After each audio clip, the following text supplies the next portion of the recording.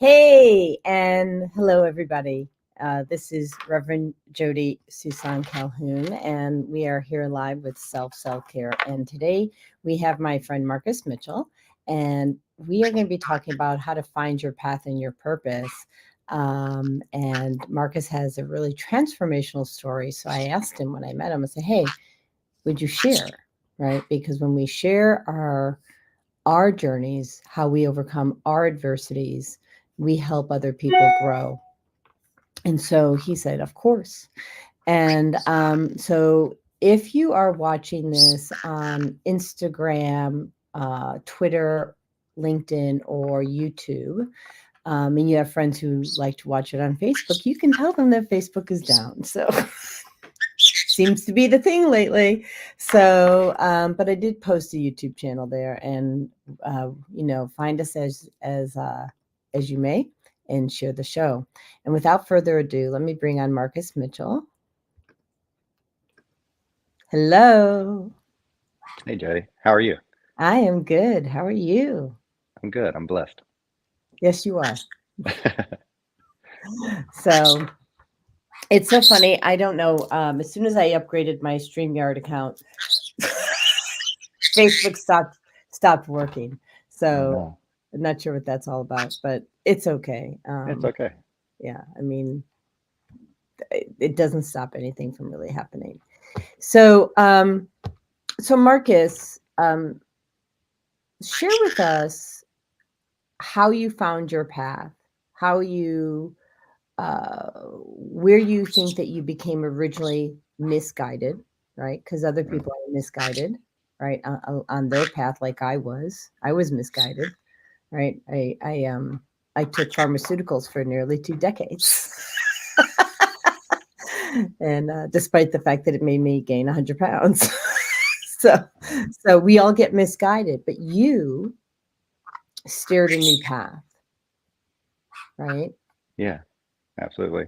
I Okay. think the misguiding thing, I don't know. I guess it could stem back to like childhood, maybe. Um, I'm the oldest of three, and was always the good little boy, did what I was told, growing up. And I think that kind of went into my adulthood. So it was very challenging, um, as a young adult trying to find my way. I was always looking for someone to show me, someone to direct me, someone to give me that kind of like, this is what you need to do. It took me a long time to like learn how to stand on my own, learn how to stand on my own 2 feet. Um, Even as like I became a father at a very young age as well. So I became a dad at 22. And so baby raising babies, I guess, kind of a deal. In a way. But no, it was great. It was a great experience. I love my daughter to death. It's crazy to believe that, I have a full grown person now as a child. Full grown person. It's crazy. Um, but no, even then, like her mother was very stern and direct with both of us, right? So me and my daughter, and so it was like just kind of fall in line and fall in line. And I don't think I really um, started to find my own way or kind of figure things out for myself until probably the last couple of years, honestly. Um, And how old are you now? I'm 42. Okay. And so what happened before 42? What happened in your 20s? What was happening? And um, do you want to tell the story? Yeah, sure. I mean, a lot happened, I guess, in my 20s. Yeah, like I said, I moved out of the house when I was 18. I started bartending because I really didn't know what direction I wanted to take my life. I got bit by the hospitality bug, um, bit by the lifestyle of it, the partying, the drinking. Okay. Um, I'm not sure I know what the hospitality bug is. well, okay, so fast money, quick. So I Okay. could go in and I could make, $200-300 in a night, and then I could party all night long, sleep till 3 o'clock in the afternoon, wake up and do it all over again. Got it. So for me, that was the hospitality bug. That was the bartender bug. That was the lifestyle that I led So for. you make a lot of money when you bartend. Is that what you're Oh saying? yeah. Oh, Okay. I was good. I, So I I was made doing. 25 cents. So Oh, what happened was it was in the 80s, and it was Studebakers. That was the bar in Illinois. Studebaker's was owned by my friend Walter Payton, and who you might know from the Chicago not Bulls, Bears, right? Bears, yeah. Quarterback. Yeah. And so I tried to waitress, right? Even though I didn't drink. And so I'm like kind of like shunning people as they order their drinks. Not a very good idea. Because I just didn't drink. Yeah. And so I got quarters like on a good day. Oh no. Yeah, It no. lasted like 3 days. I'm like, okay, this is not my gig, because like I didn't understand it. So help me. Oh, she's Wow. Didn't like that earring. no, she really wants to say something, is what it is. Oh. Okay. Okay. What do you want to say, Fagala? Fagala, we're listening. What do you want to say? Okay. Wow, she's really okay. Fagala, what do you want to say, honey? Let me hear you.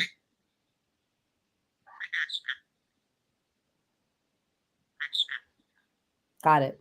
She wants you, Marcus, Uh-huh. to tell people about what got you down that you went to the alcohol. Huh. Hmm. She's saying hold on. She's saying there was she's an intuitive. She's saying, I'm listening. Stop chewing on mommy's jewelry. She's saying there was a point in time where you transferred from it was the happy place to a place where you found solace, like happy places having fun, and then it became like how you found your solace. Is that accurate? Yeah, 100%. I think for a lot of folks it happens that way, but I'll speak about just me personally because that's the best point of view, right? Yeah. Yeah, in my early 20s, it was fun, and it wasn't even a thing of like I never saw it as an area of concern. It was just something that we did, and we had a lot of fun, and it was no big deal. I didn't really realize it was a big deal until other people brought it to my attention. I would say that it was probably my mid to late 20s when I started to kind of see that transfer where it became more of a coping escape type of a mechanism. And then it became also kind of a way to get by. It became normal. It became normal for me to just get up and just drink in the morning. Like that was a normal routine for me, and then drink throughout the day. And it became to the point where I had to do that in order to maintain. Because it was a feel good. It started off as a feel good, and then the feel good started to turn in. I think that was about the time, like I said, like my late 20s, where I went from like the happy drinker to the angry drunk. Okay. It was and it was a pretty kind of a swift change. When I look back at it, it was, it's almost kind of like it just flipped all of a sudden. It was the amounts that I was drinking. It was the hours that I was drinking. It wasn't an after work thing anymore. It was this is what Marcus does thing. Marcus was more drunk than he was sober. If you saw Marcus sober, like not with a drink, that was a surprise. Yeah. And so what I'm hearing is the swiftness of it was your body was in toxic overload. And so now all of a sudden your body reached a peak of toxicity and it couldn't handle it anymore. Yeah, that's accurate. Okay. So, but you shifted. I shifted. Yeah, you really shifted. You reclaimed your health. You're exploring all, how everything around you impacts your well-being. How did that start? Where you went from, I'm sure you went to the AA meetings, not to be confused with AAA people. Yeah, yeah, that 1A makes a whole difference. What? What? It's one thing to go to AA meetings and you have the camaraderie and you have people supporting you on your recovery journey, but you're taking it to the next level. Why? There was I tried everything for a while. Like I did try AA. I tried, residential treatments. I tried IOP. I tried sober livings. I tried all these different things, and nothing was really working for me. Um, until eventually, like I actually took what AA had to offer and I did it the right way. I had a great sponsor that walked me through the steps.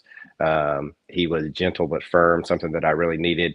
Um, didn't really He called me out on my BS a lot, which was good. And I was really into it this time, and I really focused on what it actually was, what the steps actually entailed.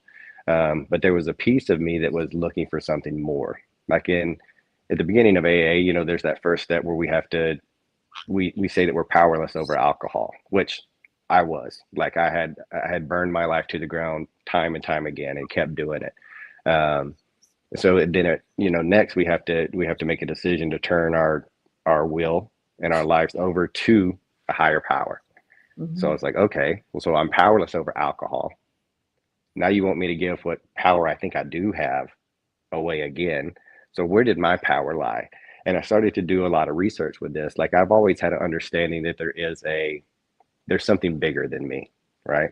Um, and I grew up Southern Baptist. I didn't connect with that as I got older. With that religious teaching, I started to explore more and try to find out more and things that like resonated with me. I think that God and higher power is very personable. It's a very personal experience, and it's one of the greatest things I saw in the big book is like God as we understand him, right, or her, or it, or whatever we want to call it. But it has to be an understanding for oneself. It has to be a very personal experience. If not, there will never be that connection. You'll never learn how to talk. You'll never learn how to listen. You'll never learn how to be connected. You'll never learn what that feels like if you're always trying to run from somebody else's version of God, which is what I was doing for a really long time. Um, and it was interesting. I found out that I had to, the one thing that was going to save me was the one thing that I have been trying to run away from for the last 20 years, which was that higher power and that connection.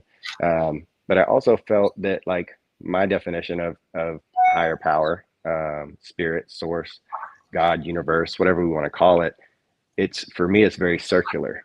Like it's everywhere. Like I believe that the same energy source and universe and God that is inside of me is inside of you, inside of the trees, inside of the animals. We're all a shared energy source. Well, that's how she knew what was going on for you. Yeah. I mean, I totally believe that, right? Like there's a lot of people that might look at this and she's an intuitive and people are like, oh, that's crazy. Why is that crazy? That makes perfect sense to me.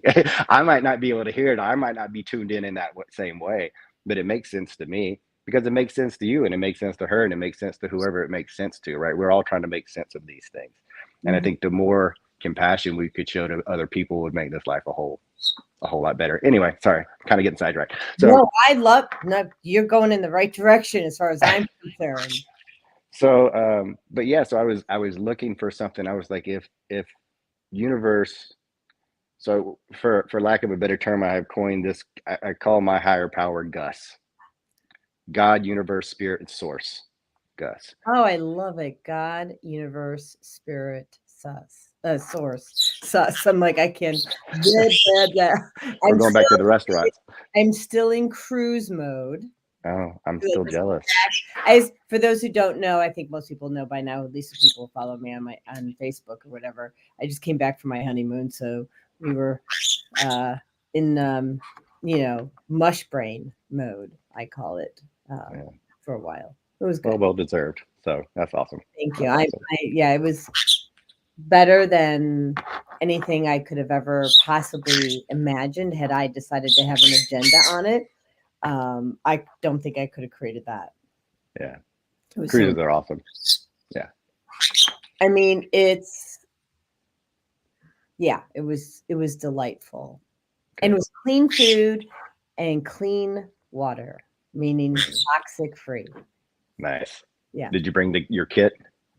So we brought, for when we went to Mexico, our Pro One water filters, and we have ones that like just fit into a backpack, and Yeah. then you filter it and you pour it into your container. And we really didn't need it except for I think the Cayman Islands.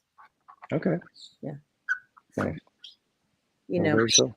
it was really cool. The ship had reverse osmosis. Nice. Yeah. Now, reverse osmosis, as you know, is not really good for your brain health because they take out everything, including the minerals. But for the ship, I'll take Yeah, it. that's what I want to say. In a pinch, it's better than the alternative sometimes. So No, yeah, no, I'm all happy. No complaints. Thank you, thank you, thank you. Right. good, so, good, good. so back to Gus. Hmm. Start back there. I want to, Okay. yeah. So again, I believe that it's my higher power, I guess, is very intertwined with everything. And for me, AA took away a lot of my own personal power. And I was like, well, I'm supposed to give my will to a higher power, which fine, because I wasn't doing a good job driving. I'll hand the wheel over. I'll sit. Let's try something else because clearly I wasn't doing good. So I had to recognize that fact. Um, Well, can I pause on that for a moment? sure. So your compass was off. Is that what you're trying to say? Like Um, you didn't drive yeah, down the right road kind of thing? I would go off road. My compass was broke. Sometimes I'd fall asleep behind the wheel. Sometimes, I'd try to drive through parking lots. It was not a good idea for some of the decisions that I was making. And, I make light of it in a way that, there's some seriousness to it as well, because alcoholism, in my understanding and my belief, it is a disease. There is something inside of my brain that as soon as alcohol touches my lips, I'm like, more, more, more. I have to have more, and I won't stop until I am either forced to stop by um, whatever outside force, or physically, I just can't do it anymore. And then it was this constant cycle of things that I was doing. And so, like I said, I had to find a way to stop that cycle. Eventually, there was one day when I was just like, enough is enough. Like I had lost my apartment. I had lost my car. I had lost at least four jobs over the last 3 years, like really nice, high, well-paying jobs in the hospitality industry. I worked my way up to a general manager. I was running, multi-million-dollar a year in revenue businesses, and but I just drank myself out of all of them. I ended up in jail for a short period of time. Um, with a very aggressive charge, which I am not an aggressive person at all, but alcohol brought out this side of me, that just this darkness inside of me when I had too much. And it was I was just like, enough is enough. And so when I like I said, when I started to do AA, and I was following the steps and I was doing everything, and I had turned my will over to Gus, and I was like, okay, like let's just go through this. I was doing the next right thing, and the steps just teach us, and it's rare. I mean, it's rawest form. How do you be a better person at the end of the day, right? Like, how do you clean your own house, and how do you make sure that you're doing the next right thing? How can you be of service to others? You're doing your inventory at the end of the night, and it's all this kind of a process. I was sponsoring other guys, um, but my heart wasn't in it. Like, I felt like a failure. Some of the guys that I had sponsored, it wasn't as successful as I had hoped it would have been. But I've learned that that's just the nature of this disease as well. Um, but I kind of got down on it, and I was like, I was looking for something else to find power in myself. And if my higher power is a part of me and a part of everything else, then there has to be some power inside of me. And so I was looking for some ways to bring that power back inside of myself. And so I started just doing a lot of research on health and nutrition. I started doing a lot of research on meditation, on yoga, on breath work. Um, yeah, just anything that I could get my hands on that was a betterment to my brain, to my mind, to my body, to my soul, to my consciousness, to my awareness. I was trying to find as much information as possible, um, and that's just kind of where life has led me up until this point. It's just been a constant journey. So you talk about finding your path. I think I've found the beginning of the path, and I'm excited to see where this path goes. And it's fun now to be able to. It's fun now to be a student driver. Like, I'm behind the wheel, but Gus is doing most of the shot calling. I'm just kind of like, okay, here we go. So it's excuse me. It's been fun. It's been an interesting journey. Okay. So, first of all, thank you for Of sharing. course. And I have a few things to share back. Of So, course. one, I'd like to have permission to reframe disease. Please. Okay. So instead of saying it's a disease, I want to say that it's a frequency. Okay. And it's a frequency in the body that has been created by what you were exposed to. Everything, every organ, tissue, and cell has its own frequency. Indeed. One. And so instead of labeling someone having a disease, which may or may not be reversible, we could instead reframe and say, well, it's a frequency that's not for my highest good, and I can shift the frequency. Now, there's hope in that, right? Because if you can shift the frequency, you don't have to live in that space. And then the other thing, and just so that people can actually see what we're talking about, as a brain health professional, I trained under Amen Clinics, and you can see what alcohol does to the brain. Okay. Yeah. Okay. So that's not a hole. Okay. It looks like a hole on the image. Okay. But what it is the underperforming parts of the brain that, because of being exposed to alcohol, which is its own frequency and a toxin, right? It's a spirit. It stops the blood flow from that to that part of the brain. So when you mention, hey, my brain's not cooperating, or like that, the question is, what came before the alcohol? Because something did. Okay, that had to put the fire out, because alcohol is about numbing it, right? Numbing the fire, putting water on the fire. And so if people can start looking at, well, what's the root cause of someone needing to numb a pain, right? It could be electromagnetic frequencies. It could be toxicity in the water, toxicity in the food. Okay. It could be any of those things that then impair our ability to process information in a way that people who have not been exposed to things don't have that issue. So that's a big thing, that many people are coping with. And I would tell you that my brain probably didn't look the same. Okay, what do you want me to say now? Hold on, okay, Fagala, tell me what you want me to share. I'm getting this exactly where I'm going. Listen.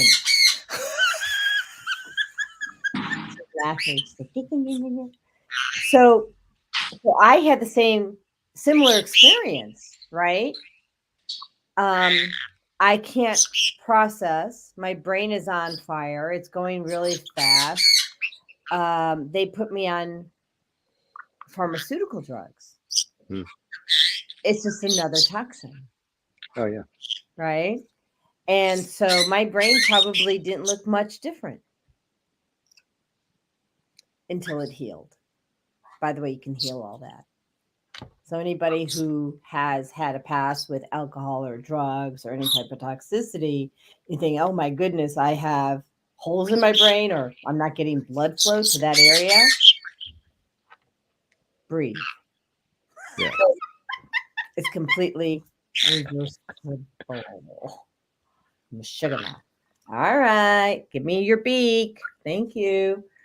So we talked about the disease. We talked about what the brain looks like and how you can heal that, right? And then there was another point you made about, surrendering to God, right? And so I also had to surrender to God. I had to do things, and I'm like, he would say, well, you have to go to this place at this time and do that thing. And I'm like, well, I don't think I really want to do that thing, right? And he's like, do it anyway. Yeah. And so that's how I live my life. And you said, well, where's our power? Our power is in your case, Gus.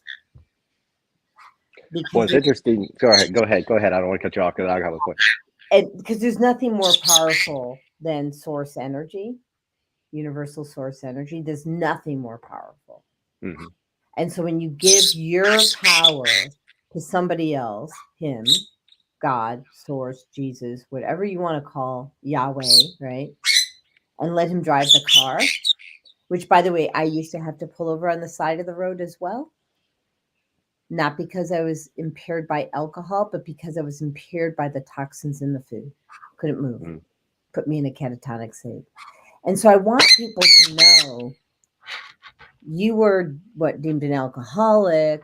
I was a fat person, right?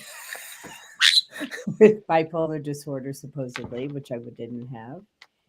But we had similar experiences, didn't we? Yeah. Well, it's interesting too. You say these things, and a lot of this stuff rings true, right? And that last point that you made was something that I have uh, kind of got very in my face over the last couple of months, like around Christmas time, a little bit before Christmas time. The holidays are always kind of weird for me anyway. But I started to get a little, as my sponsor likes to say, a little squirrely in my brain, and started to kind of fall off track. And I had been kind of like, I guess, kind of deviating from a lot of that spiritual connection for a long time. It was a lot of searching within self, but self was still self was trying to understand self without some guidance, right? Like, and I started to kind of lose path of kind of what it was that I was doing, right? We talked about like I found the interest to the path and it just kind of evolves. And I think I kind of just took a break on the path for a while. And the holidays got a little weird. And that's when I kind of had that realization moment as well. I was like, okay, it's not me, like you said, I'm not giving up my power. It's a circular thing. It's a power that has to be shared. It's a continual flow, the power that comes from source, the power that comes back inside of me, if it is shared, which I believe it is, and then it can continue to go. So I can't say that all of my power is gone by me giving my power or my will over to a higher power. I can't say that it's completely gone because it is circular. It is continuing to come back in me, and that faith inside of the higher power gives me power. And so it was, yeah. I mean, and the thing is, when we self heal, that vibration, that higher vibration, heals the rest tenfold.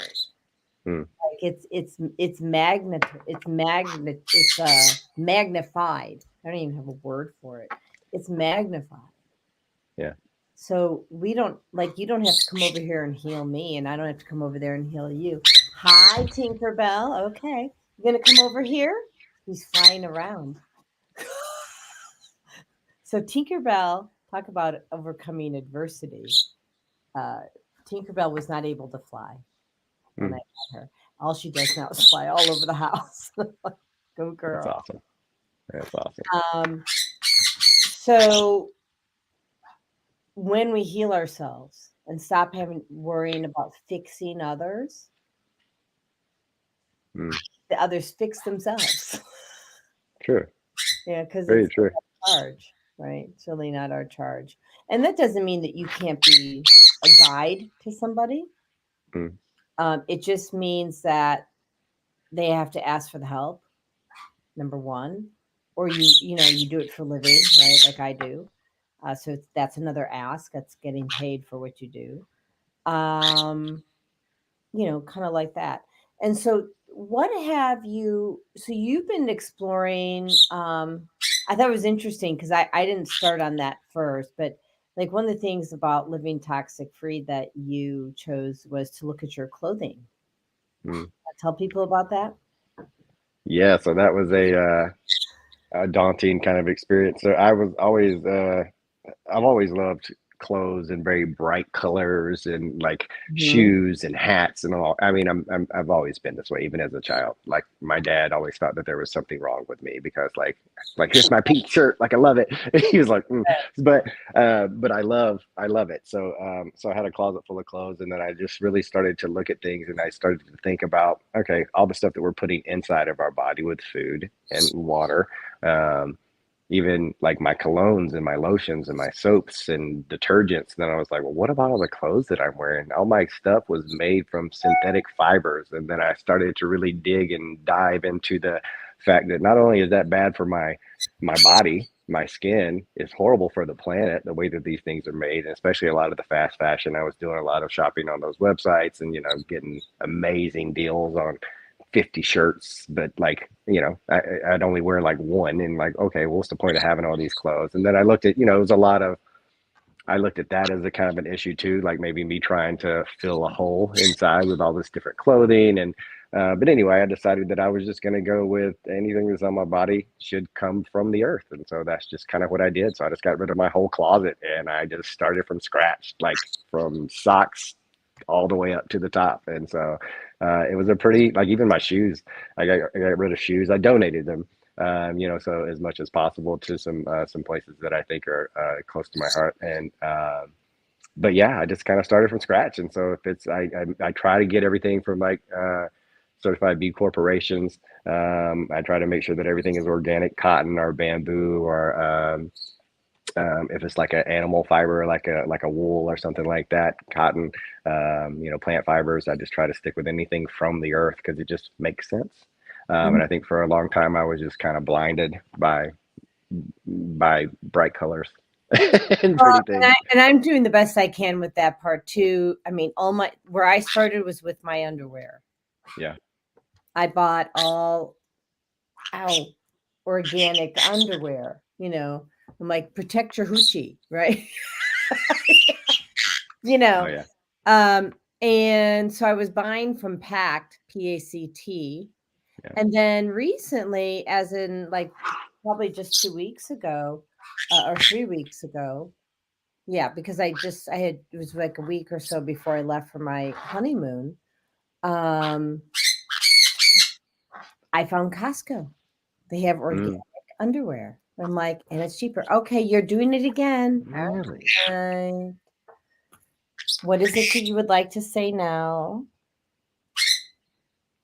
You're talking too fast. You have to slow it down. She wants me to ask you this. Sure.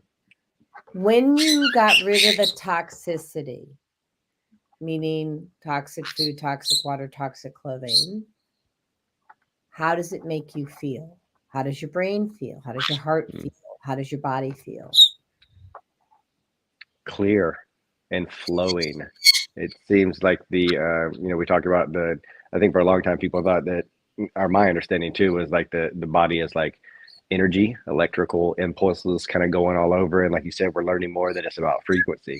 Everything has its own frequency and its own vibe. And so it's much more in tune. It's much more, the whole frequency is the long wavelengths that kind of like work together instead of these, you know but no, it's been great. It's been really good, and I can tell the difference if I kind of fall off the path a little bit, or if I if I'm not eating so well, or if even with my water, I can tell the difference if I in a pinch have to like get water from at work or something, and I go to the water cooler. It's a different kind of water. I'm like, oh, you can tell a difference. And it's interesting. I never saw that connection until, especially if you stay on the path for a while. Yeah, it was interesting. So on the boat, every faucet was filtered. And then they give you bottled water from a glass bottle, by the way, versus Love plastic. it. Yeah. And there was Aqua Panna, which was from Italy and clean. And Mhm. there was Evian in a glass. And I was drinking it. And then all of a sudden I kind of got like it had a kind of a taste to it. And Evian is not clean. I know. Aquapana is amazing. I enjoy Aquapana. I do too. I think they have a good one. Grateful to have it. But then I realized I'm drinking when they didn't have Aquapana, maybe at one of the restaurants, right? On the cruise. I'm like, take it from the tap. So, I mean, um, what does Rajai says? It sounds like the healing that you needed was more spiritually, emotionally based. The addiction was a way to feel connected and accepted and part of a tribe with an identity. Interesting. What do you think? I definitely think there's some truth to that for sure. This is my brother from another mother, by the way. Oh Just yeah, I remember. yeah. Very cool. Um, yeah. Well, thanks for the question. Thanks for the comment. Yeah, I think that's spot on. I was definitely, like I said, I was running from spirituality for a long time. Um, I was running from, past traumas as a child that I'd never really addressed, and I think that I kind of pushed down for a really long time. I was running from um, people's, um, and it's funny, like the drinking kind of helped me fit in because I didn't really know who I was. So the identity of what Marcus looked like, um, it was kind of an enigma. But drinking helped me in my head. I could fit in with anybody. I could talk to anybody. I was the life of the party for about 30 minutes, but up here I was for a long time, but apparently that was not always the case. But it made me more charismatic. It made me more charming. It made me funnier. It made me all these different things, right? So yeah, it was definitely like a finding of oneself, and especially finding alcohol at kind of a young age and that becoming my norm through a very pivotal point in a young adult's life, right? That early 20s up until the 30s, like a lot of those pivotal points where you're making a lot of those decisions and declarations of who you are and what you want to do with your life and the kind of the path and directions that you want to take. I didn't know. I was just kind of going along with it, and drinking just made it easier for me to deal with the fact that I didn't take any of those chances to try to figure out who I was. I think there was a lot of that too. So yeah, the spiritual connection and the healing that I have received since then has been instrumental in, I guess, connecting those two pieces, spirituality and my identity, and what those look like now. Yeah, and I have to tell you, this is a scary thing, right? Like, my friend, and first of all, let me just pause and say thank you, Rajai, for sharing your insights. He's a quantum energy healer, and he's amazing. And actually, I think I sent you the text. We're doing a special broadcast at 4:30 today Oh yeah. because my husband and I, but my husband's working, right? So, um, went to the Cayman Crystal Caves in Cayman Island, and we Mm. took pictures, and the angels showed up. And there's clearly, and I mean clearly, a message for the universe. And so I got that I was called to share the message. So for those of you watching now, please tune in at 4:30, same channel.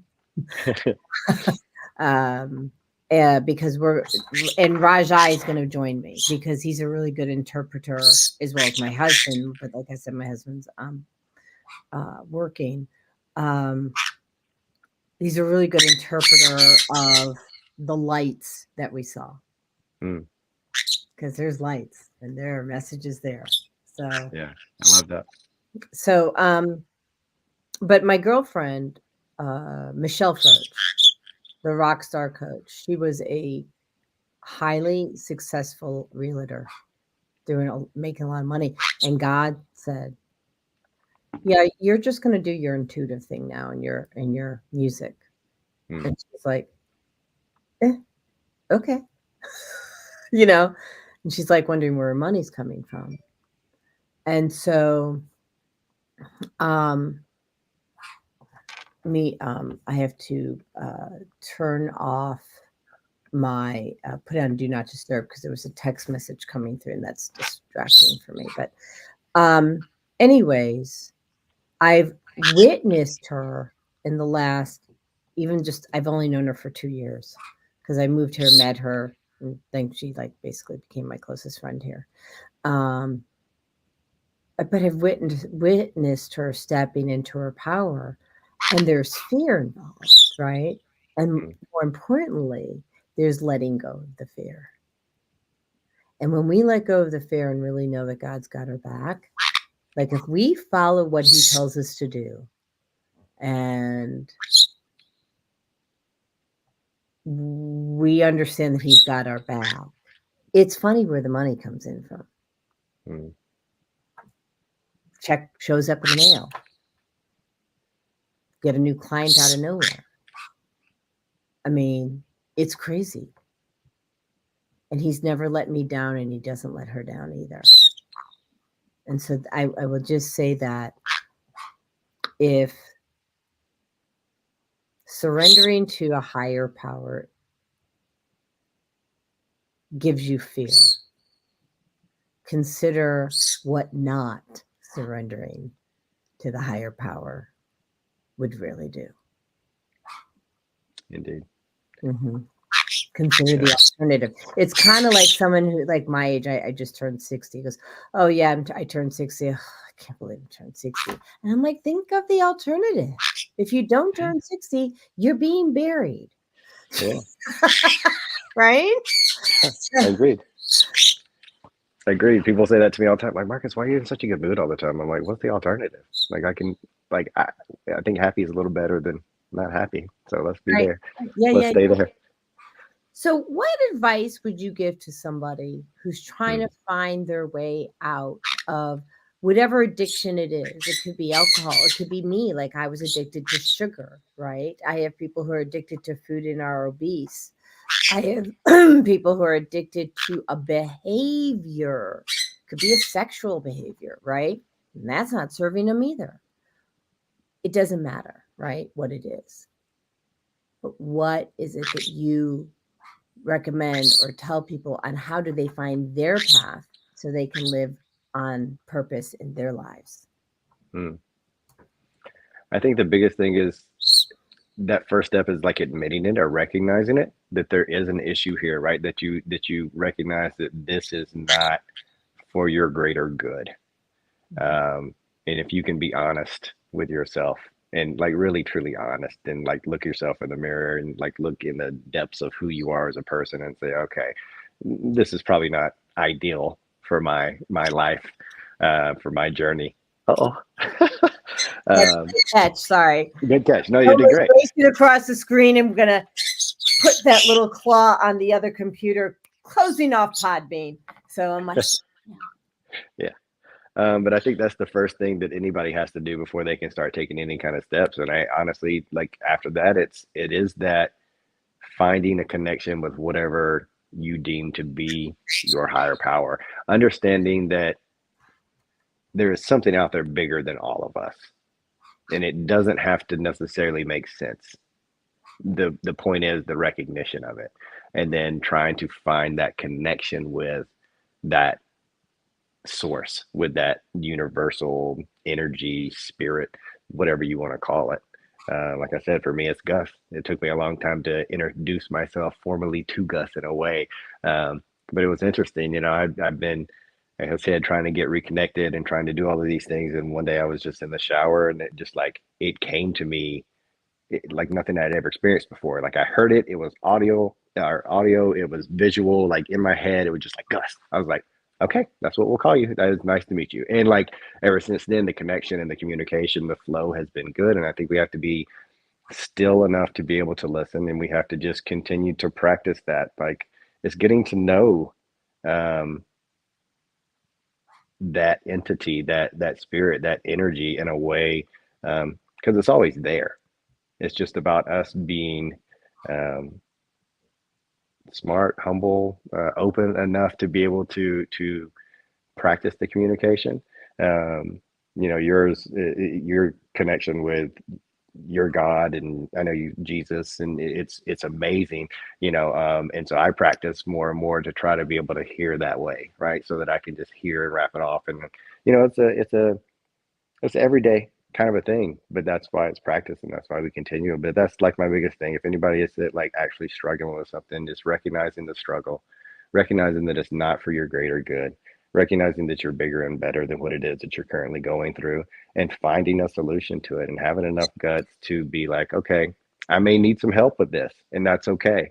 And finding people that actually do care about you, because there are people out there that will work and try to help you. And there are some amazing people. Like, I wouldn't be here today without so many, like countless people that like never gave up on me, even though I gave up on myself a lot. And some of it's just perseverance. And yeah, that's, I guess, my biggest piece of advice. I hope that made sense. Makes complete sense. So, I mean, what I'm hearing is having self awareness, right? And there are lots of cool tools for creating self awareness. Dr. John Demartini, if you go to his website, he has a tool called the Demartini Value Assessment. And when you Okay. understand what your values are, then you know how to live by them. And you have to have evidence that you're living by those values. And if you don't have evidence that you're living by those values, they're not your values because you're demonstrating something else. Yeah. Right. So those are just some of the ways. And then the other thing I love, like I get my best downloads, messages in the shower. Right. That, I agree. okay. And if you're squeamish, just get over it. On the John. Right? Like your mind's quiet. Yeah, well, I think it is. It's just that quietness, and you're alone, and you're very, I mean, you're it literally and figuratively naked in a way. You know what I mean? Like, we're physically naked and we're mentally naked. There's nothing else around us. And I agree. It's when a lot of these downloads just come, and maybe it's something with the water too. I don't know, like your body's at The that certain water's a beautiful carrier. temperature. Yeah, the water's a carrier for sure, Marcus. Yeah, yeah. Yeah. So it is. I agree with you. I think it's that self-awareness and knowing, and you say a great point with the values, like understanding what your personal value. It took me a long time to figure that out, right? Like, it took me a long time to understand that what my values are, and that learning how to create boundaries, and learning how to um, make sure that other people, why they don't have to agree or follow the same values that I do, respect the fact that I have these values. Those are the boundaries that I have to set for people. And it's took me a long time to get to that point. I'm 42. Like, it took me a long time to get to that Hey, point. I didn't I mean, even though I was learning all this since I've been studying leadership and emotional intelligence I finally did the math on it the other day, 35 years. Wow. 35 years. And a matter of fact, on Instagram, let's see if she's still here. Hold on. Let's unplug that. Okay. On Instagram, let's see if she's still there. She is. Dr. Tracy Cantaruti is listening. Hi, Tracy. So who's Dr. Tracy Cantaruti and why do we care? Well, she was my leadership coach and professor in grad school. And she is an amazing soul, and a very accomplished woman who set the path for other women like me so that we didn't have to work so hard, right? Like, to be accepted in the workplace. Hats off to Dr. Tracy Cantaruti. So thank you for tuning in. And there was something else. The other thing I got from what you were saying was about perfection, right? It's like there's lessons. You don't always get it right. You don't always know. You don't have to be perfect, right? And there's a lot of people who are aspiring to perfection. And my husband's son, Thomas, politely let me know it doesn't exist. This is very true. Like at 23, right? Like, thank you. Yeah. And but my husband and I were trying to do things perfectly, like for years. I'm like, okay, this doesn't work. We have a relationship that works now. It's delightful. And but we have to look at, we're all hearing you. We have to look at the program belief systems. Are they our beliefs, or are they imprints from our parents or grandparents or siblings or someone else? And we took them on because we were trying to people please. Are they really our belief systems? Probably not. Yeah. Right. Um, there was one other thing. What did you want me to share, Fagala? Where are you going now? She wants to know. Mm. It's interesting that she asked this. I feel like I'm at a little bit of a maybe another kind of a crossroad thing. So it's had a lot of things kind of going over in my brain the last couple of weeks and just trying to like figure all this stuff out. And then yesterday, it was just a moment of clarity, of lightness, of just gust. It was just like, hey, sit down, like just sit down. And I was like, okay. And it was just like, I wrote in my journal, I was like, I'm not going to try to figure all this stuff out right now. I'm just going to show up every day, be the best version of myself. How can I be of service to other people? How can I be the best version of Marcus today in this moment? Whatever that looks like, right? Like if the best version of Marcus is taking a nap, take a nap. If the best version of Marcus is running a triathlon, do that. Whatever this version of Marcus is in these moments, and quit trying to figure everything out, Marcus. I got you. And it was the anxiety was gone like instantly. The lightness was gone. Like you talk about like not being perfect, right? Like that was out of my head. And we talk about this a lot too. It's like progress, not perfection, right? As long as I'm taking a step forward, that's a step in the right direction. And if I have to take a step backwards, that's okay sometimes, because as long as we don't continue backwards and we just keep going back forward, we rectify and we learn these things and we learn from mistakes, or not even mistakes. Everything is a life, or everything is a love, a lesson, or a loss, and we just got to figure out how to work around those things, right? So it's but yeah, I'm not really sure where that is, where I'm going to be headed here soon. But I know some changes are coming, and it's interesting. A lot of things that we talked about today, you talking about how your friend who just like let all this other stuff go to focus on her healing, and her higher power was like, I got you, right? Like I'm going to take care of you. Don't worry about this stuff. And it just always worked out. Um, that's kind of where I'm at right now. So we'll see. I'm excited to see what's about to happen in the next couple of months. So it's interesting.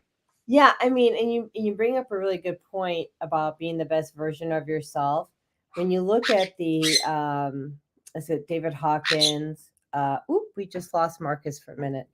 When you look at David Hawkins, and one of the lower vibrational, um, uh, one of the lower vibrational issues that people can have is comparing others to other people, but and just as bad is comparing yourself to other people. It doesn't serve you and it doesn't serve the community. So what I really enjoyed what Marcus was saying was that he doesn't compare himself. He just shows up as the best version of himself. Um, and so, what I'd like to recommend to people, and the girls are so chatty, what I would like to recommend to people, I'm bringing Marcus back on stage. Sorry, I don't know what happened. Sorry about that. It's okay. I mean, so when I first started this show, we had a lot of that, and I was the one falling off. So, so my guest just took it on. I'm like, thank you. But what I was saying is that you don't. It's really important not to compare ourselves to other people because it's very low vibration, and also not to compare our friends to other people. And then the other thing, and I said how basically I'm impressed and inspired that you already understand that we're supposed to be just comparing ourselves to the last version of who we are. Right. So that's really phenomenal. And then I want to make a recommendation to people to read this book. It's called The Four Agreements. Right. And one of the agreements is to always do your best. And but the best will vary from day to day, depending on whether or not you're healthy or sick or whatever how the environment has changed. And so it really gives you the freedom to be and show up on your own terms, right? So we're going to end the show here in a couple minutes. And I want to welcome people to, I'm going to see if I can get that link real quick before here it is. So copy this link. Here we go. So there's the link for what's going to be in 30 minutes. Okay, so at 4:30, we're hopping back on here again, and again, we are going to give you angel messages as a reminder. Like I said, my husband and I were in the Cayman Islands. We went to the Crystal Caves. And the Crystal Caves, just for people who would not know, I can't imagine why you would know, had not been touched for several million years. And then in the last 75 years, man went in and they didn't touch anything. They just created a small path. Well, actually, the path was existing, and they put in a few lights, and I mean very few lights. Okay. Most of the light comes from outside. And so I took some pictures not knowing, and one had an aura around my husband and I, like a glow. Those were our angels. And then there were other pictures where we come here. All right. You want to come here? Okay. All right. So she's not. All right. You're going to flies in and out. Anyway, so these other pictures are, we believe, of our angel guides, and some are from other places. We'll just call them places. Thank you. Right. And, because you can't make this up, because I didn't doctor the photo. I mean, we took the photos and they're there. Right. And we're going to show you how to use that image that's on that photo to keep yourself protected energetically. Okay. Love it. Yeah. A lot of things are changing in the next 4 days. We're going into the age of Aquarius on the 20th. And a lot of things are going to be unveiling.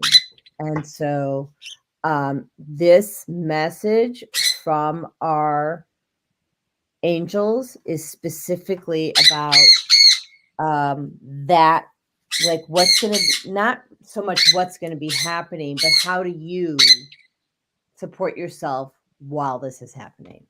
And I'll leave it at that, because I'm not going to give it all away. Right. So Teaser. I love it. So, all right. So I hope I see you there, Marcus. Yes. And Marcus, do you want to share where you work, and if people want to like reach out, because you serve the community, you serve the mental health community. Is this something you want to share? Yeah. Okay, go ahead. Yeah, no. So I work for a mindfulness-based non-12-step IOP in Roswell, Georgia, called Centered Recovery Programs, where we take a complete holistic mindfulness approach to recovery. I think it's a beautiful thing. Again, it was very much in line with what I was looking for in my own recovery journey. That's kind of what led me to there. And it's we do really good work. I think more people should know about us. I think we should be the gold standard in the IOP community. And so my job is just to kind of go out and spread the word about Centered, and talk about who we are and what we do and how we can help other people. And so it's a beautiful thing, and we do work in tandem with the 12 steps. We're not anti, so it's a good thing too. But yeah, that's us, and that's what we do. Yeah, this is you guys. Okay. Yeah, and that was what first got my attention. And you said you're holistic. I'm like, yay. Yeah. Yeah, like a lot of other IOPs and programs are putting like little sprinkles of the holisticness and the mindfulness into their programs, but our approach is completely that. And it's about awareness, and it's about taking a look at our consciousness, and how our consciousness and how our awareness can manifest itself in a way that we can adjust our thinking, so that when thoughts come up, we can approach them in a healthy way. It's pretty amazing, the curriculum that they put together. Well, I mean, really, because it took me forever to figure that out. So thank you for doing that. Right. Yeah. It really was. I mean, for me I thought I had it good, and then I got married and I got triggered all over again. So I had to figure it out. Yeah. So, and actually Tracy even helped me with that, Dr. Tracy Cantaruti. So, all right. So I will, thank you for coming on board and thank our guests for showing up. And hopefully we'll see everybody. Oh, she's getting really antsy. Excited. Yeah. So yeah, and if somebody is in the Georgia area and they're looking for that type of counseling, they should reach out to Marcus. At Centered. It looks like the number there is 1-800-556-2986. Is that right? Yeah. And that'll get us connected with us, and we'll make sure we put you in the right direction, the right place. All right. Thank you. Awesome. Thank you. All right. Let's see if we get this brand thing going off. There you go.